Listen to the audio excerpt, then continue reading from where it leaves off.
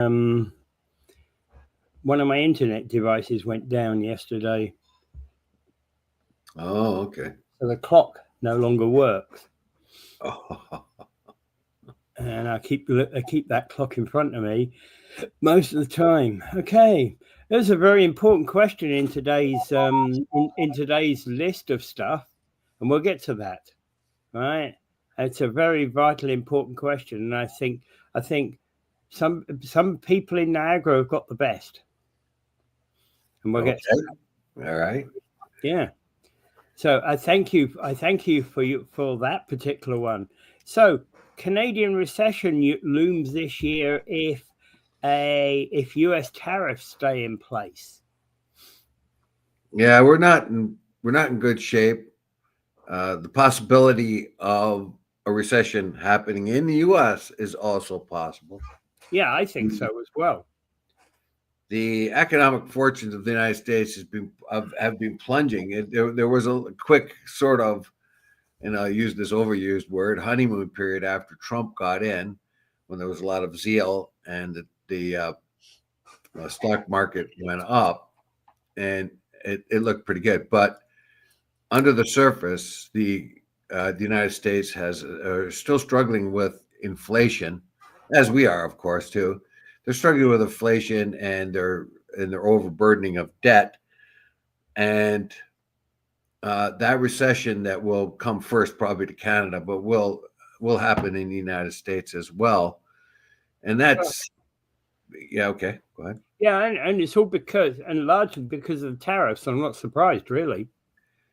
Yeah, basically, this is kind of, we know that as far as Canada is concerned, this tariff war, this trade war has nothing to do with fentanyl or migrants coming into the U.S. because they're so minor.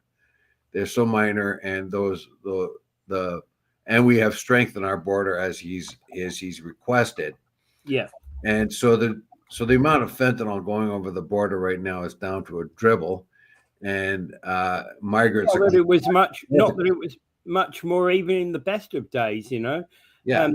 There's never much more than a dribble anyway. Yeah. So a few drips now is all. It's worth it, basically, that we are cleaning up whatever there was. We also have to clean up the how the cartel launders money through Canada, but cartel launders money everywhere in the world. Yeah. But one of American banks have been high on the agenda for money laundering by the cartel anyway. Yeah, you're not supposed to say that. You can't get within 100 miles of Washington, D.C. if Trump is there and say anything truthful like that. There are only selected truths you're allowed to talk about, and then you have to exaggerate them if it pleases the dictator or wannabe dictator. Now Trump has his plans, of course, and I think Trudeau and the rest of Canada is pretty concerned that the trade war is really to weaken Canada, to force them to become part of the United States. I think that's probably a large part of it.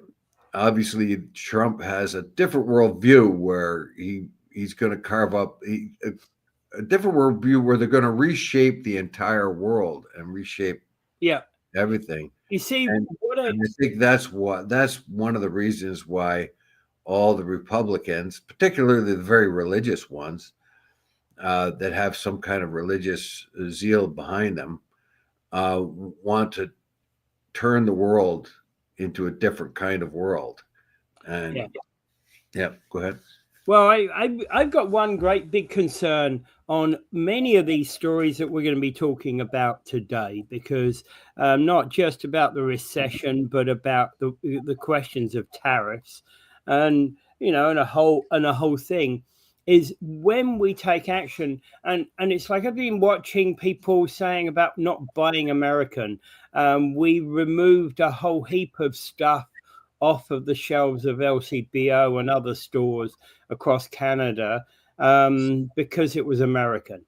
And I'm very seriously concerned because removing stuff hurts, is going to hurt the poorest people. It's going to hurt the working guy. It's going to hurt the person who has a job, who may not have a job next year. And it doesn't matter, and I, as a Canadian, am bothered about an American worker who doesn't have a job next year. It bothers me greatly, as it should bother every single Canadian worker. It bothers me even more that we lose Canadian jobs, right? And especially Canadian jobs for American firms. The problem is, if you shoot me and I don't shoot back, you keep shooting me. Yeah. And unfortunately, what Trump has done there is inconsiderate towards the average person. He doesn't really care about the average person in Canada and Mexico. If they starve to death, he doesn't care. But he has to worry about the kind of damage it's going to do to his base in the U.S. And that is probably about the only thing that's going to change his mind on anything, because that might mean votes. That might mean, he's already his popularity has already plunged. But that happens to every president when they first get in anyway. So, so that's part of that. The real issue here is that he lies. He lies and he misinforms all the time. He's fast and loose with the truth, like I said before. Yeah. If They black counted. white, all the Republicans stand in line and bow down. Black is white. Black is white. Yeah. Well, remember there was a lie counter for Trump, that was out there for Trump. Whether or not you believe he told lies, there was a lie counter out on the 2016 to 2020 presidency. Oh, sure. He lied about everything. He lied about even his first inauguration said it was the biggest of all time. It was small compared to Obama's. And he does all that kind of thing before. As a matter of fact, I don't think we'll be able to get to it right now, but in this particular time. But there is, I posted an article about all the things that were untrue or half truth about his speech a couple of days ago.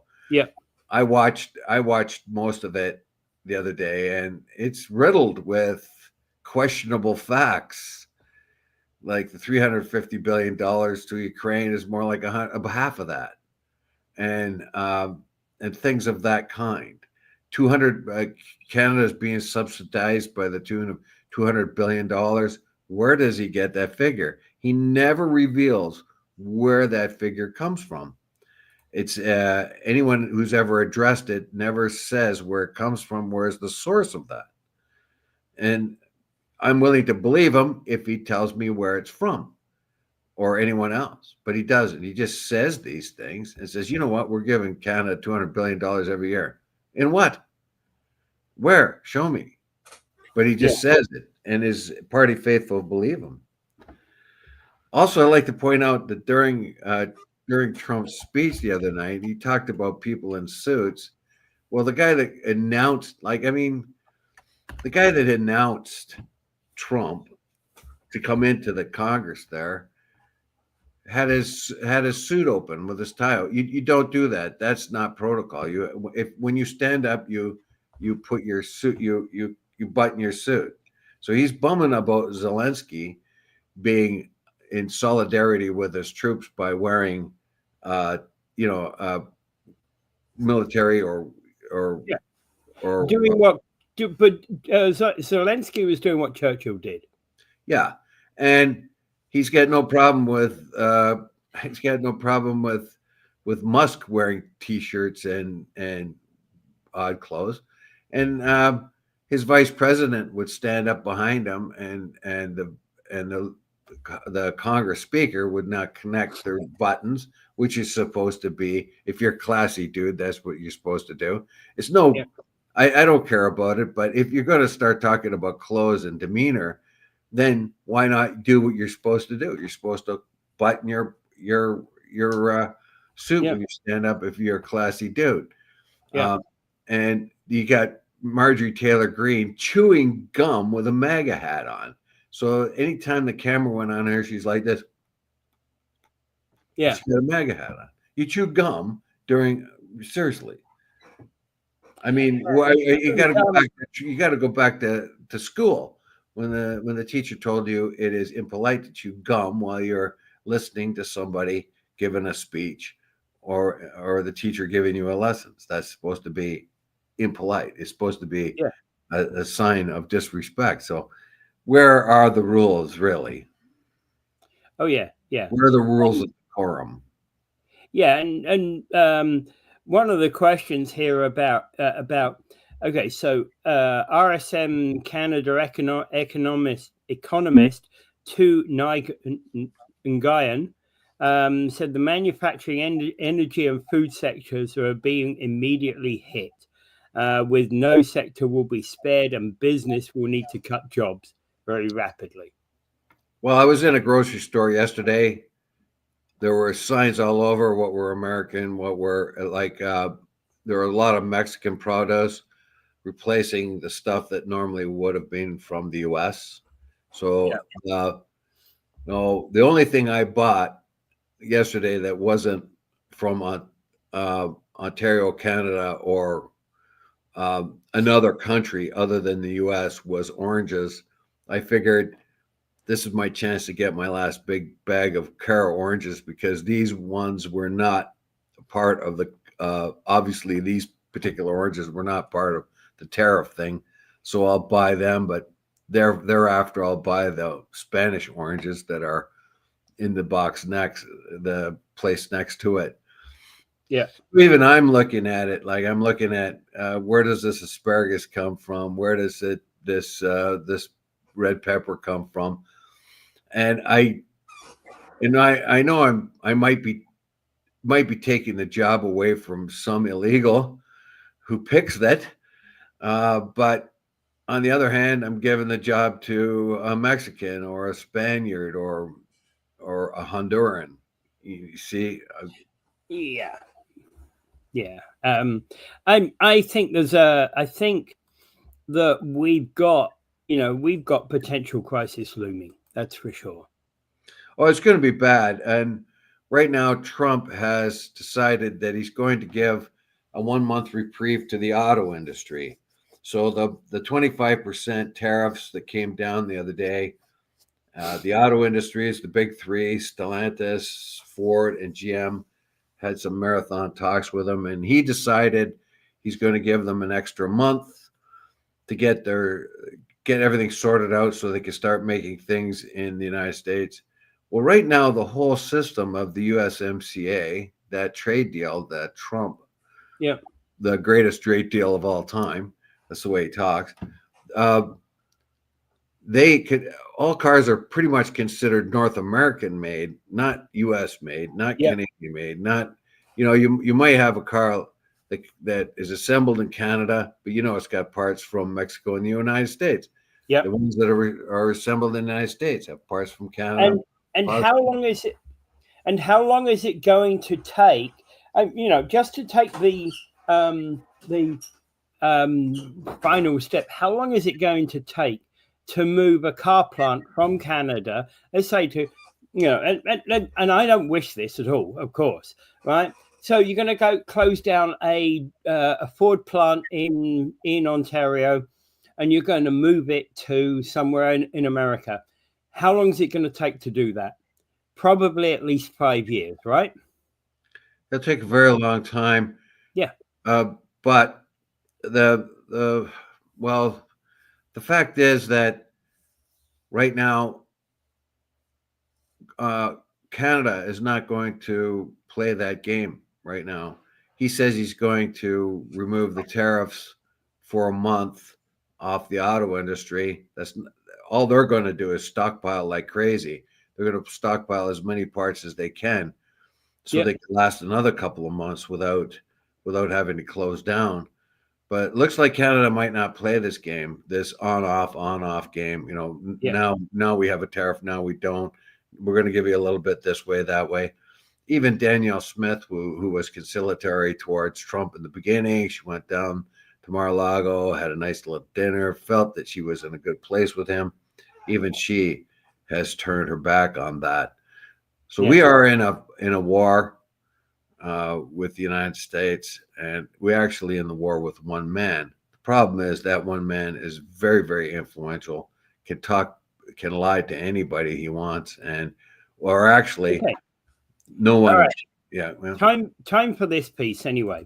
Kip Finn is saying when Canada votes in the Conservatives, Trump will stop the tariff threats. He doesn't want to work with a liberal freak show and Trudeau. I'm not so sure about that. It really does look like he has designs in imperial expansion. He wants Greenland. He doesn't need Greenland. They already have a treaty where the United States can put as much military as they want there. Yeah. So that doesn't mean anything. He feels that he could make this super nation by absorbing Canada, and he's right. He could, and that would be an incredible nation. The problem is we don't want to be part of them, and so that doesn't seem to make much of a difference to him. Its might is right. He wants, but I think ultimately he thinks that swallowing up Canada gets in Greenland as well, because it's then logical, the block of North America. No, I think he'll try to get Greenland before he gets Canada. I think it'll be the other way around. I think he wants them both at the same time. Well, he's just looking at it. Well, he got the Gulf of America, which was a big coup, which, like he said that in the speech too, which I still don't understand what big of a deal it is. It's the dumbest thing I've ever heard. And yet he sounds as if it's a huge victory. Aha, after all this years, we finally changed the Gulf to the name that it should be. Well, the name was given to it 450 years ago, so I don't get it. Yeah, I know. Nobody does. 200 years before there was the United States. Yeah. Okay. I think that's the way his mind works. Aha, I won. What did you win? Never mind, I won. And if you don't say I won, you're out. Yeah. Okay. We'll come back to tariffs in a minute. Changes to Niagara's recycling are going to occur, and basically recommendations, recycling collection poised to end for Niagara businesses and small businesses. Restaurants are among the properties impacted if the blue grey box material isn't collected in 2026. Yeah, this is what is this all about? Like the province is removing the responsibility for recycling for some properties, calling them non-eligible from the region and the municipalities. So what's that all about? Why? It really doesn't go into why, does it, in the article? Yeah. Why are these changes? So basically about 2.5% of the properties, businesses, nonprofits, etc., are not eligible to have their recycle stuff picked up. So this leaves the businesses, and that the only option for them to do is actually throw it in the regular garbage bin, or take it to themselves to the dump. So why is that? Is it so cost prohibitive? And it really doesn't get into that too much into this article. So what do you think? I have to ask in relation to, churches is involved in this too. Well, you see, our office, there is no recycling. We have one bin, right? One bin only. The truck comes along on a Friday night and tips it in the bin. There is no recycling capability whatsoever. If we were to wrap up the cardboard and we were to put it out on the street, we get a lecture by the city that we're not supposed to do that. Okay, so you don't have the capacity for that. We don't have that capacity. Here's other non-eligible sources include mixed-use buildings, not-for-profits, campgrounds, trailer parks, places of worship, and municipal buildings such as libraries and arenas. Yeah. So isn't that cost prohibitive to recycle? I mean, we're still going to get the recycle residentially. We're still going to get all of Well, that. everybody in our build, a lot of the people in our building want to recycle. Yeah, but there is no means by which you can Yeah, do. yeah, absolutely. Well, so you couldn't anyway, but now Yeah. it's restricting anyone else that expected this be done, like libraries, which you would think, they would have a lot of Well, extra paper and you stuff. see, you see restaurants and things like that. When you've got your bin that the bin that you put out for the food waste. Of course, restaurants and that have got a large amount of food waste that they've got to get rid of. Sure, that would go in the compost. Yeah, You would think it would be a valuable addition to the compost. I would think so. Yeah, And it says together, all these places that I just mentioned represent 2.5% of the total properties receiving waste collection services from the region. yeah. Um, so, and one of the counselors says here, what a mess. Brian Height said Tuesday, the Public Works Committee meeting, whatever the decision we make, it's going to look like the region's fault and not the province's fault. That's what he's worried about. Who's going to get the blame? Yeah, that's a typical politician response. Yeah, you're on the committee. You're on the committee making the decision. Therefore, it's your fault, even though you voted against it. So this means that the municipalities are not responsible for those. But here is again another St. Catharines councillor or director of marketing and communications. Pardon me, Kat Dodge says communications for St. Catharines Downtown Association asked the councillors to continue the service for the good of the community. So they're not responsible for it. They don't have to incur the expense, but Kat is asking for them to continue for the better community. Okay, so the interesting thing is about our building, right? What they're building above us is actually residential units, right? Yeah. So they're changing the whole layout of the building, which used to all be 100% offices, to now being ground floor offices and upper floors residential. Right. So residential units would typically, most residential places have recycling in play. Yes. So in that particular case, if you have a mixed use building, what are the rules there? Yeah. Now, obviously, they're supposed to still do the recyclables for residential areas. They don't say here anywhere that doesn't happen. But if you have a mixed use residential building, wouldn't it be logical that you could put your recycling in with theirs being on the ground? Well, that is exactly the question. These are questions we're going to have to answer by next year once this building actually opens up. Because at the moment, obviously, it's just a shell. Well, all the garbage, all the recycles just go into the regular garbage. Isn't it kind of a step back? Like we've been trying to pick up these recyclers for a long time. We also know that plastic waste is almost useless as a recycling. We can't recycle much of the plastic, or it's cost prohibitive to do that.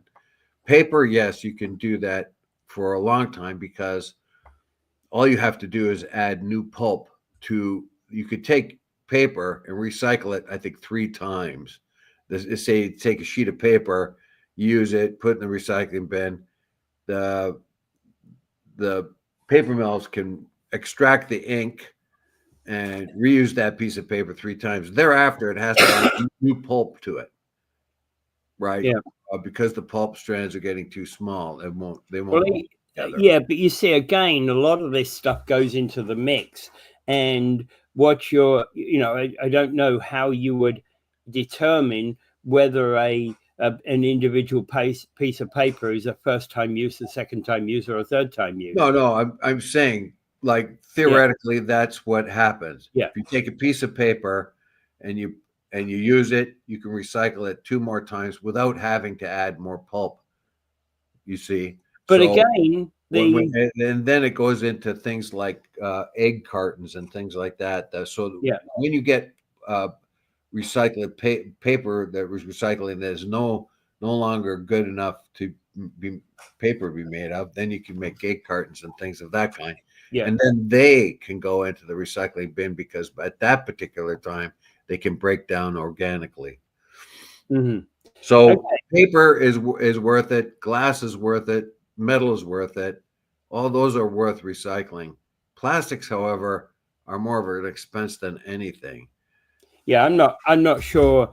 Yeah, I'm not sure they even know how to deal with the plastics. I think there is plastics recycling out there, but it's not. I don't think we have the plants here locally. No, plastics is always a big problem. In fact, the only way really to get rid of the mountains of plastic that the world has created is to burn it.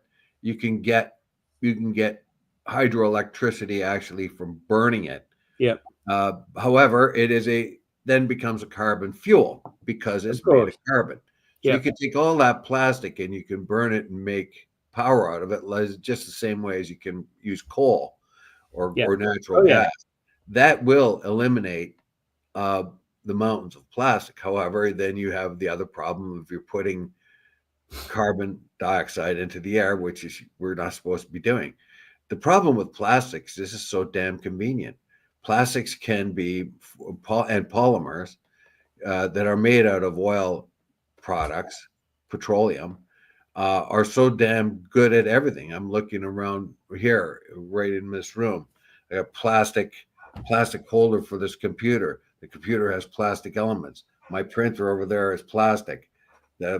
Oh yeah, The wall covers for the receptacles are plastic. Plastic, yeah, plastic, plastic. Why? yeah. Because it's cheap, easy, and durable to use. Your mobile phone is largely plastic, Yeah. right? Your house phone is almost 100% plastic. Yeah, so we can't live without plastic. We can't Yeah, live without the polymers that are made out of carbon fuels. They're just too damn convenient, too easily formed. They make strong cartons. They make everything. So the problem, of course, now is disposing of the plastic that we don't that is no use to us anymore. yeah, yeah, Now, if they could make a kind of a plastic that was recyclable, that we can, like a glass bottle, like a beer bottle can be recycled 5 times before it goes into gets broken and reformed again. Uh, so you could use let's say a beer bottle. You could Well, do a beer bottle 5 times, and then after its fifth time, it gets thrown into the recycling where it's melted down and used again. You see, well, in so fact, actually, if you don't, if you could take those beer bottles back to the manufacturer, you know, the not the not the bottle manufacturer, but like we used to do with Coke bottles back in the day. Coke bottles were very distinctive. You well, knew my what point Coke here. Wait a bottle minute. was. Let me Yeah, finish my point. My point is we could do that with glass, yeah, but we can't do it with plastic. If somebody yeah, could develop a kind of plastic where we can wash it out and reuse it yeah, 5, 10 times, that would reduce the amount of plastics we have. yeah. But we Yeah, can't. exactly. So if you could take the Coke bottle back to the Coke plant, it can wash it through and go through a wash cycle, and we can simply reuse it. But the problem is that's more expensive than just getting a brand new plastic bottle, Yeah, because you can get probably dozens of them for the cost that it takes to wash one. yeah. Haven't you ever wondered how they keep track of the number of times anything goes through recycling? Yeah, I do wonder that actually. Whenever Dave brings that point up, I just think that what they would do is just do a visual inspection of it and go, "Yeah, that's too bad," and toss it. Yeah. So we know that metal can be redone over and over and over again. Well, yeah, That because same piece of steel can yeah, go back into the recycling. it's a piece of a car. Let's say Yeah. a hunk of a Well, chassis of a car, and it gets melted, and yeah. then it turns out to be part of a can for a can of peaches, and then it goes back in, and then later on it becomes part of a girder. So the Yeah. steel, Yeah. Yeah. that metal can be just That redone whole over that and over. whole is yeah, steel is totally recyclable. If for example you finished with okay, you finished with your washing machine, right? And basically, the washing machine may well have a nice plastic cover on the outside of it because that's what makes it not beautifully white. But inside, the main basic parts of the washing machine are made out of steel. So you pull those steel parts off. Basically, what you do is you just recycle them by the fact that they will get melted down and rebuilt. Yeah, when I worked in the steel mills, I could see the first thing they do in the great big vessels, right? They're going to bring the molten iron in from the molten steel, actually from the blast furnace, and they put it into the vessel to blast it with oxygen. But the first thing they do is put in whole piles of recycling in there, all kinds of scrap Yeah, first at the bottom of the vessel, and then they pour the molten iron in on top of that, and then they blast it with oxygen, uh, and then it quite a process, and it bubbles and curdles and makes all kinds of noises. But that yeah. blends that old steel, that piece of steel that came in and put into the recycling, could have been a piece of steel that's been in circulation for over 100 years, Yep, and then absolutely. it's back in. You could take that bridge down across the gorge. Hey, I'm not making any decision. You could take that entire bridge down that's across the gorge. That's the old railway bridge, and recycle the everything. Yeah, you could melt it down, A whole lot or down. even better, some of uh, those old beams and things in there could be reused as they are if you had Well, a plan for that them. as well. That as well. But yeah, you could melt the whole thing down and reuse But it. you So could, that thing was built. yeah, That bridge was built in 1920, over 100 years ago. So there you go. 100 years of 100-year-old steel could be just thrown into the furnace, rebaked, basically remelted, and then put into sheet steel or anything else. So that's okay. Also, glass can be done over and over and over again. But the problem with glass, of course, is we like to have colored glass. We have to have this. If we yeah. could standardize our glass, which was proposed back in 1990, we never did it. If we could standardize our glass, then we could reuse every piece of glass over and over and over again. Right. But paper too, but plastic, no. Okay, so Ringo Beam is talking about pyrolytic conversion of recycled plastics and rubber, and it's a thermal process that breaks down organic materials into liquid gas and char, and it can be used to convert biomass waste plastics and agricultural residues into energy products. I think that's what Dave was talking about earlier on. Well, he's talking about a complicated process. It's very expensive, and he's true, and it's right. That can break down plastics and other things. I Yeah. think actually Fox years ago had some kind of a device that it was building. What it does is it takes extreme heat. It takes extreme heat to break these things down into component parts, but that is expensive. And as yet, in my knowledge, maybe Gringo knows better, that um, that is actually still cost prohibitive. But he's right about that. Yeah. No. Okay. And again, Kip Finn is saying a recycling plant in Niagara Falls would create a number of jobs. Absolutely. Yeah, yeah. Well, it might be our future. Uh, we won't be able to build cars anymore, but maybe we'll be able to scrap them. Yeah. And John is saying it's not that expensive anymore. Well, where does it now exist, uh, Yeah. Ringo? Okay. Like, is there one close by? He says it's not as expensive anymore. If that's the case, then we're in good place, because then we can start Yeah, but again, if you were class looking at a bit this, better. if you were looking at this 20 years ago, Dave, then the chances are that 20 years is we developed new technologies in that time. Oh yeah, for sure, and they're always coming online, but Yeah, uh, I've it got takes the a most. little while to adapt these things. Yeah, But yeah, if John is right about that, and as he's far as saying not in North America. We don't have the oh, technology okay, here at the all right, moment. yeah, Okay. okay. Yeah.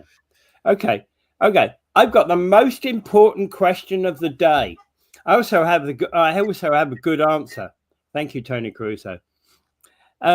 So who's got Ontario's best butter tart?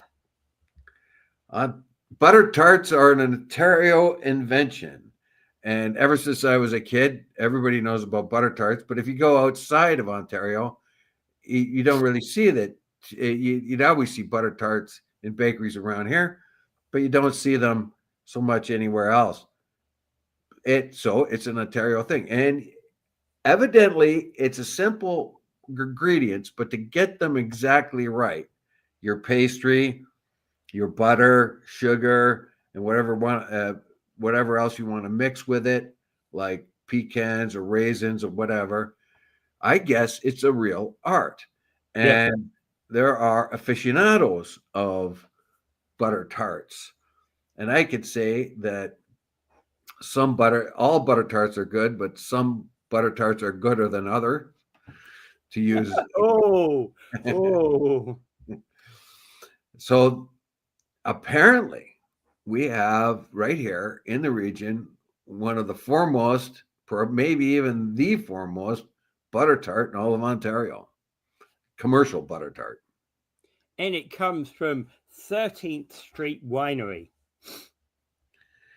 Now, the 13th Street Winery is already famous for doing very well in the wine business. Yep. It has had quite a bit of acclaim for its winery, and now it is expanding.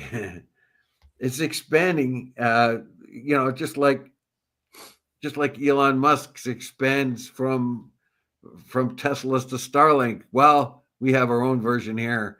Um, our winery is expanding from wine to butter tarts. Yeah. Okay.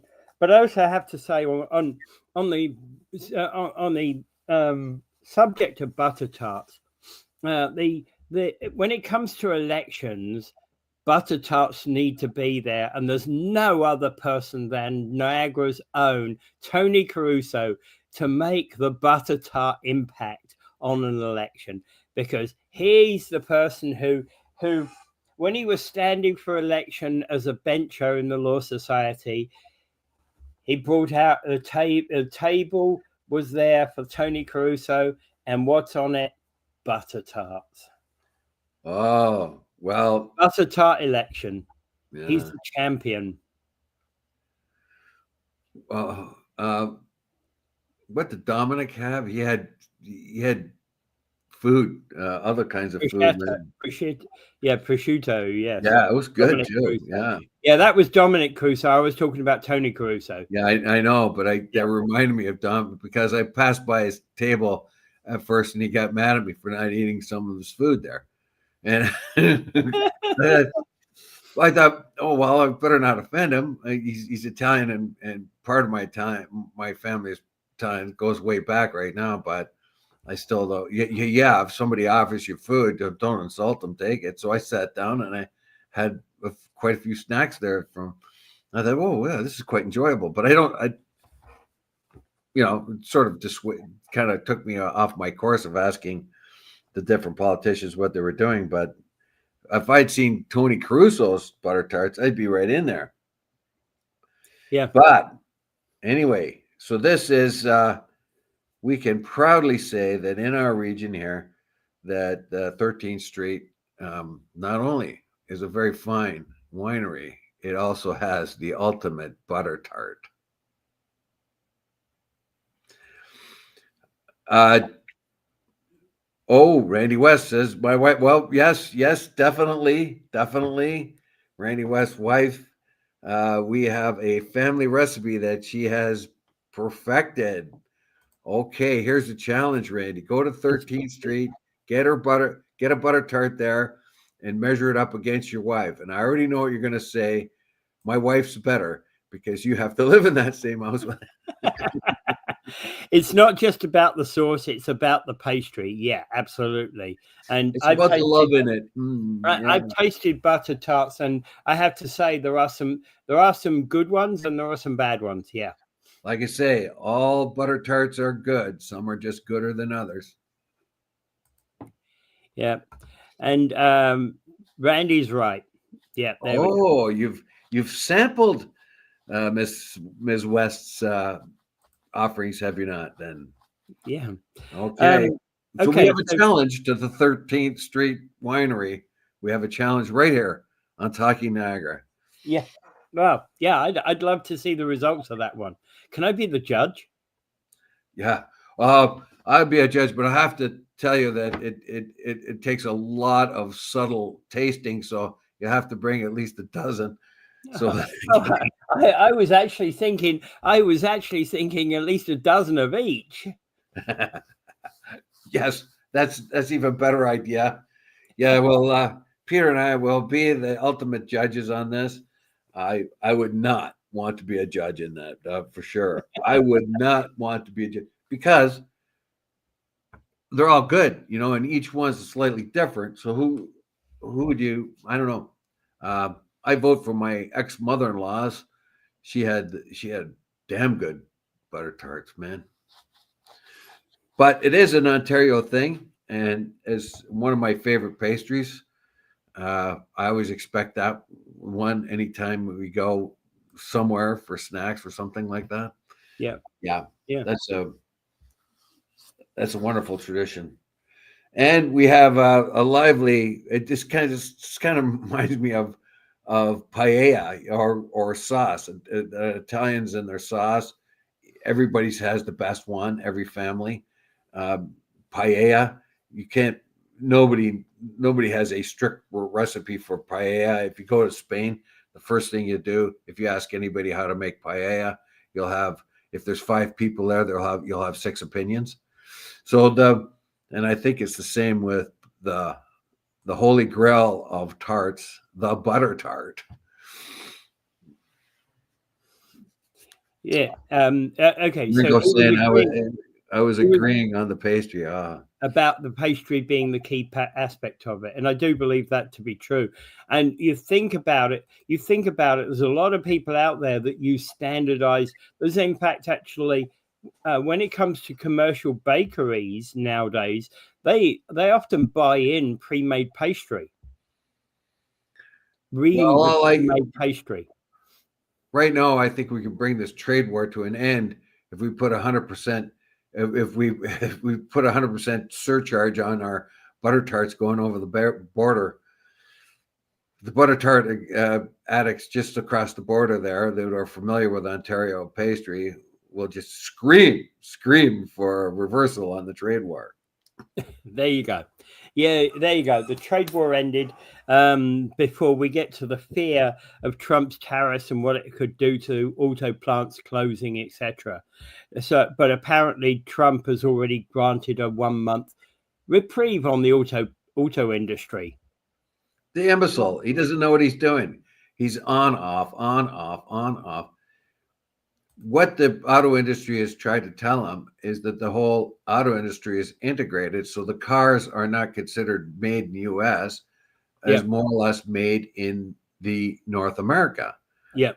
So the interconnection, the massive investments they've made to oblige the free trade, and then after the free trade, the USMCA trade agreements, billions of dollars have been invested. They because of these trade agreements were inked. Now he's abrogating these trade agreements by throwing tariffs on things, and the auto industries are saying you're nuts. And in the nicest way possible, still making, I mean, when they go in the big three, went in and they all said the same thing after a 1 month reprieve that he's just given them. Oh, thank you very much. Oh, thank you very much for the meeting. Oh, thank you very much for the meeting. All Well, of them know that they can't change that manufacturing system in 1 month. yeah, no, absolutely. And the issue here is that you go into a Ford dealership, or you go into a GM dealership, or you go into a Jeep Dodge Ram dealership, and you say, "Hey, can I make sure that the car I'm buying is made in Canada?" Right? Just be prepared for the salesman to just burst out laughing, because that's all he's going to do. No, he's going to be polite because he wants to sell your car. He's not going to laugh in your face. He might go back, but that's just the reality of the situation here. Yeah. Now, Canada is not going to play this game. Apparently, they're going to go ahead with their own tariffs, and they're not going to play this on-off game. It's either a war or it isn't a war. Yeah. You want to fight or don't you want to fight? Quit being so mamby-pamby. What's it going to be? But of course, Trump is pretty fast and loose with the truth.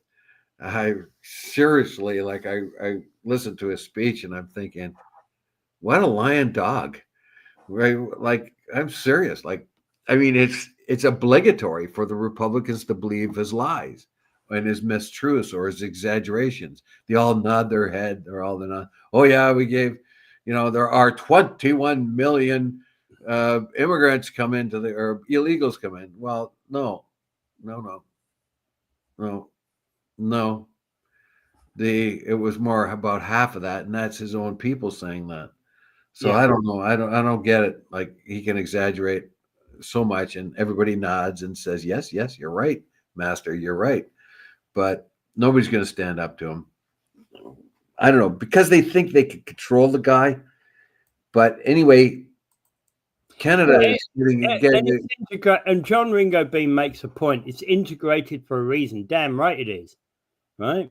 Because it makes sense. It goes all the way back to the Auto Pact. It's more convenient and cheaper for the consumer. It's easier for the car plants to make profits than what they want. I mean, he doesn't seem to understand that, but it doesn't matter to him because it's not what it's about to him. Yeah, Trump thinks that manufacturing equipment can be moved quickly, but into what and where? And exactly, Randy. It's like, I've seen many manufacturing plants. I've never worked in any manufacturing plants. I've worked in the offices. I've done a lot of the computer technology for them. And I've had numerous plant managers give me tours of their plants when I've worked with those companies. And honestly, the pride in those plants is unbelievable from those managers. And there was no way you could pick up that equipment in a month. It's not going to happen, right? Well, I was just talking to a guy from new plant anywhere to go, right? You have to build a plant to get it anywhere. Well, I was talking to a GM worker the other night. Two of my son's friends, when we went to the high game, they worked at GM, and they're talking. One of the fellows was talking about the tolerances they have now. He was telling me the tolerances, how many microns and stuff like that they're allowed, and how close the tolerances are. And I was kind of amazed. The tolerances on engines and things get closer and closer all the time. That's because they're more and more efficient. And so what are you going to do? Take the plant in GM that is staffed with people who are trained there, dismantle it, take it down to the United States, or close this one and build one in the States? Well, that takes billions of dollars, and then you have to train a bunch of people to do that. That's a huge cost outlay. Well, Randy is saying it would take 9 months after engineering to update plants to new year models and changes. Yeah, I've been in a lot of shutdowns in car plants, and how much effort it takes just to change a model. So if you were moving from, let's say, let's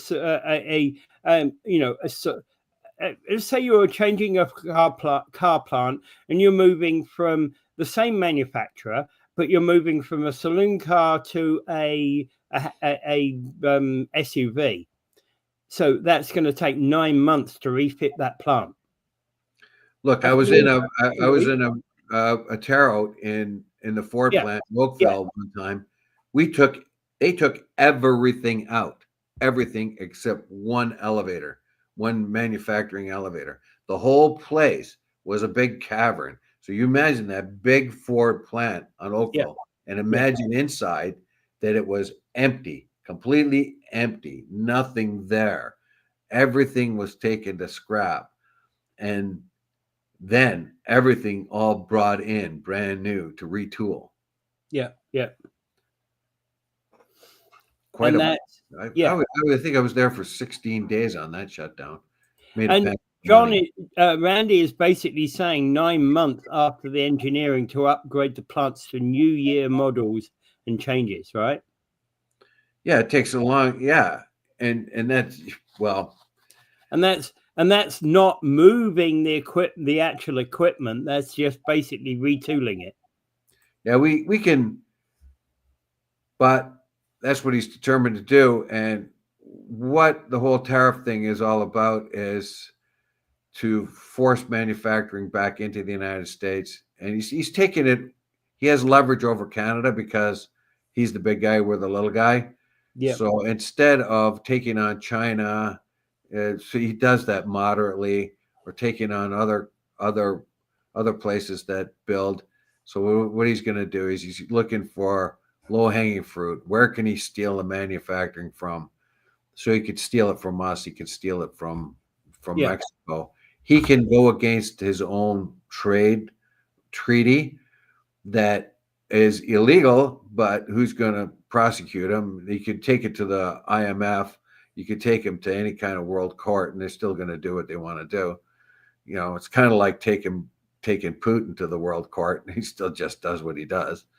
You know, so it has no teeth, those things. Yeah. Okay. So I'm gonna also then extend this another way.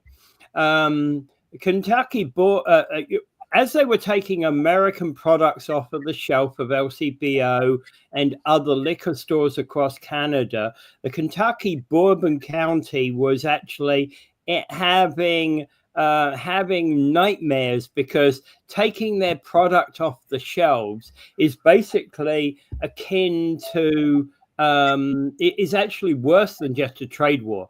They could survive a trade war if people say, I don't want to buy American, because some people will buy American and some won't. Taking their product off the shelves is like killing their industry, killing their jobs. And this is where I recycle back to very beginning what I said about this whole thing. The people lose every time. Well, yeah, that's certain, but we're in war, and people lose in war. So this is a war, unfortunately, and it wasn't of our making. But the thing is, what he's talking about there, if you put even 100% tariff on Kentucky booze on the shelf, it's still there for people to buy if they want it. Exactly. But if you take it off the shelves, and it takes it out of the mind, because when you have Kentucky bourbon or other things there, it's in the public mind. You can see it, you know it, you refresh your mind about this particular product. You go into away, you don't think about it. Yeah. And if you lose that currency of being there on the shelf, it's its own advertisement, then it's hard to build that reputation back up again. You're right, because it's on the shelf. You look at it and you go, "Oh, Jack Daniel's up there. Oh, I'm not going to buy one today, but maybe next time I'm in, I'll buy one." Right? Jim Beam Black is better than, in my view, better than Jack Daniel's. I like Jack Daniel's. I'm not. Let's not get into a whiskey war here. No, I'm just saying, like, if they want to sell bourbon here, they should put the plant here, and they'll have no tariffs on it. But we don't have the same water as they do in Tennessee, sir. Yeah, we got better water. In fact, no, I think you'll find that the Tennessee experts will tell you otherwise. Well, of course, that is part of the legend of what they do. But basically, what they are is just revenuers, just moonshiners up there that put a label on their booth. That's all they did. Yeah.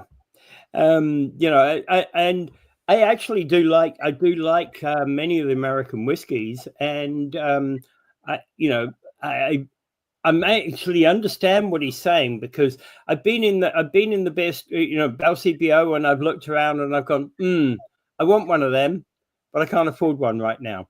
And he's Yeah. right, because even if the price went up from, and I'm just guessing at a price, so don't kill me on prices, but if the price went up from $75 a bottle or $150 a bottle, people may actually go, well, I'm not going to buy it, especially at that price, but it's in their mind. Yeah, like for instance, I was getting Irish whiskey, very expensive Irish whiskey for presents sometimes. Yeah. Like for Father's Day, I would get a um, there's a redbreast, it's called, that I'm a little partial to. The only Scotch I like is Auchentoshan, so every once in a while I'll get a bottle of Hmm. Auchentoshan, but it's very dear, Well, you costs don't. money. But They they would don't. be presents; they wouldn't be the thing I would have. You don't have the good Scotch available in this country, unfortunately. Yes, and but the whole point of but I wouldn't even buy Crown Royal or any of the higher end Canadian whiskeys because I wouldn't be able to afford it. Yeah. But uh, if there was a bottle of Jim Beam Black in the LCBO, and my kid knew that I liked it, they might buy it for a present for me. But if it's not there, they don't see it, it's Yeah. out of Oh, yeah. mind, and they won't buy it, Yeah. even Yeah. on occasion. Yeah. Yeah. And so I get where they are. Leave the products on the shelves, because that impacts jobs. Well, no, we are in a war, unfortunately, and we have much fewer resources for that war than than the diaper don down there. As Oh my God. I got Oh that from my Ringo God. too. We've I just been shut down. We've just been shut down. shut down. Yeah, we've just been shut down. Diaper Don. I don't know.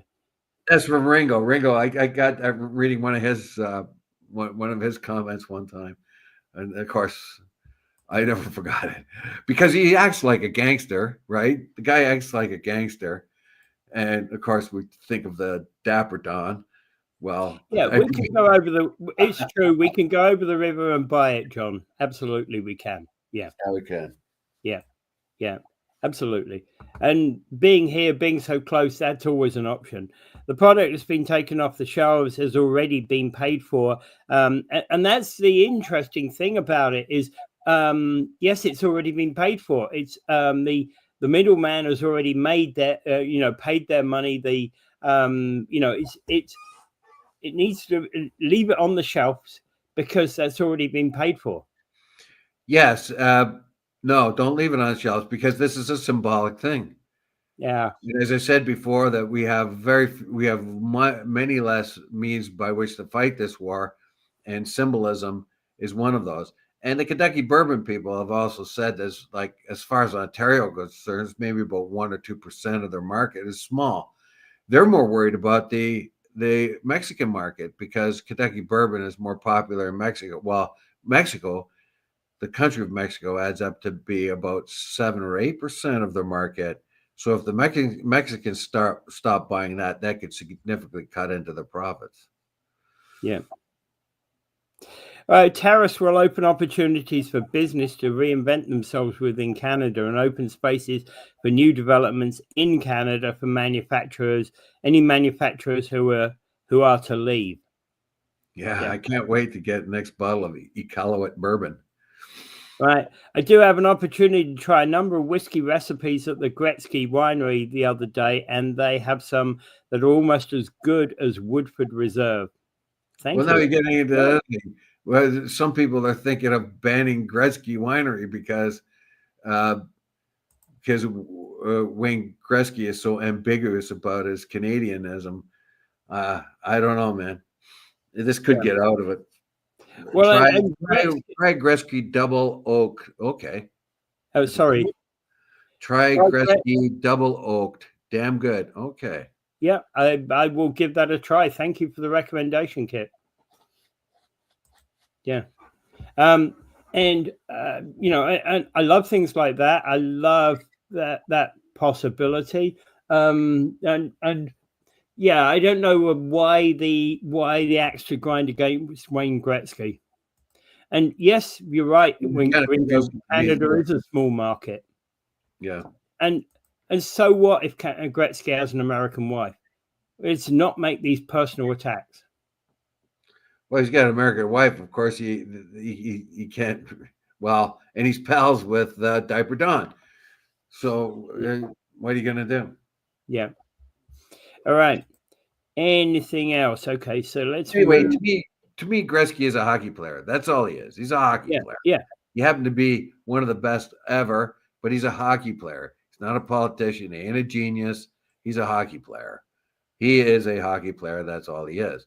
Now he yeah. should. Now he learned his trade here. He gained his fortune here in Canada, and I think he is obliged to say a few things on our behalf. However, that's up to him. Happy wife, happy life. Yep. Yeah. Yep, you bet. That's a great saying. That was actually, I remember that by an Indian actor. Happy life, happy wife, happy life. He was saying that. Yeah. But I've heard it many times before. Here's feet in both countries. Yeah. Precisely. All right. Let's move on to something. I saw this story. I couldn't stop laughing about it. Right.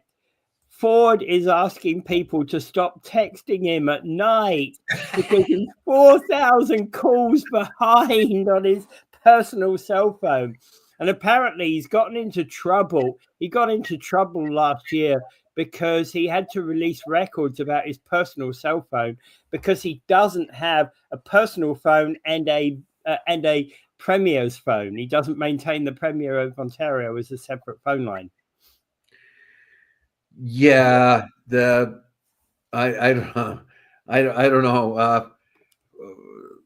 Ford's got to be able to I admire the fact that certainly the way he came across after the election, and he was gracious to his opponents, and he was inviting people to join the political in some way. It doesn't matter what party it is, whatever. That's what democracy is. So really, he gained points with me just saying that. But he's also Every leader says that, though. What? Every leader says that. No, they don't. No, they don't. Or maybe they used to. No, they used to, but not anymore. And that's my whole point.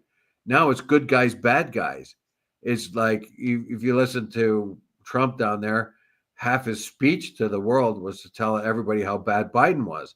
Back in 2016 when he won, half his speeches were about how bad Obama was. Yeah. And how well, I'm curious. I'm curious to know as to why there isn't, why, for example, Biden hasn't been put in prison.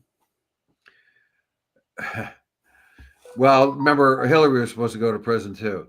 But basically, what my whole point here was that Doug Ford also wants to be open to the public. He wants to be open and have the appearance of being that premier that will talk to you. But that, of course, that has consequences, doesn't it?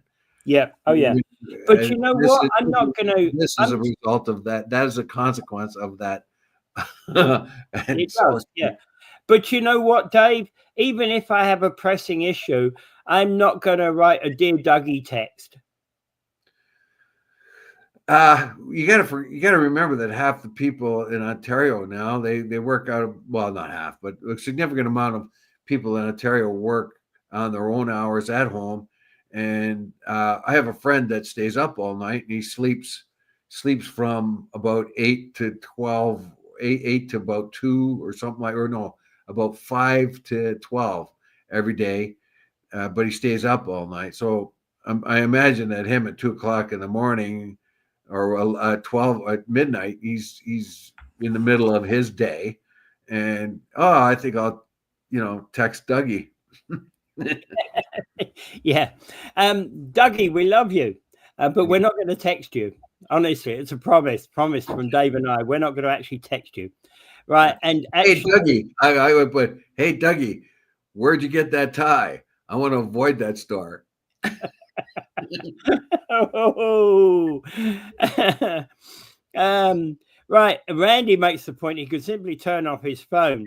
Anyone important enough can call his wife's phone. That's all show. Yeah, Doug. Look, there's a switch on the side, Doug. It's called OFF. Yeah, It's got a circle with a bar through it. yeah. Go over to your tech department; they'll show you. Yeah, yeah. Actually, I don't know what kind of phone do you have, Doug? Does you got one with an antenna on it? Dougie, just call your grandchildren in. They'll show you how to turn the phone off. Yeah, they'll fix it for you. Yeah. No wonder he has to have a driver. He doesn't know all the new electronic stuff in a car. How do you turn this thing on? Where's the key? There are no keys anymore, Dougie. And then he'll say, I just found out that made in Ontario cars have no keys. An amazing achievement. Oh, Doug. Well, actually, the interesting thing about this is I love the picture of Doug Ford sitting in the house in Queen's Park at the front bench with whoever's next to him on both sides. Their desk full of papers. One's a calculator. And what's Dougie doing? He's got his head down in his phone. I don't know. I still, Doug Ford looks like it still looks like to me like Donald Trump's little chubby mischievous brother. No, he was Rob Ford's little mischievous brother. He was the older brother of the two. But I think anyway. But yeah, he looks like Trump's little mischievous chubby brother. Yeah, well, I don't know where I get that. I said, "Well, there's a family resemblance there." Anyway, it's 1:15. We better scram. Yeah. All right. Absolutely. Anyway, thanks everyone for listening. Thanks for your comments. Thanks everyone. And without further ado, I bid you adieu. Pray for peace.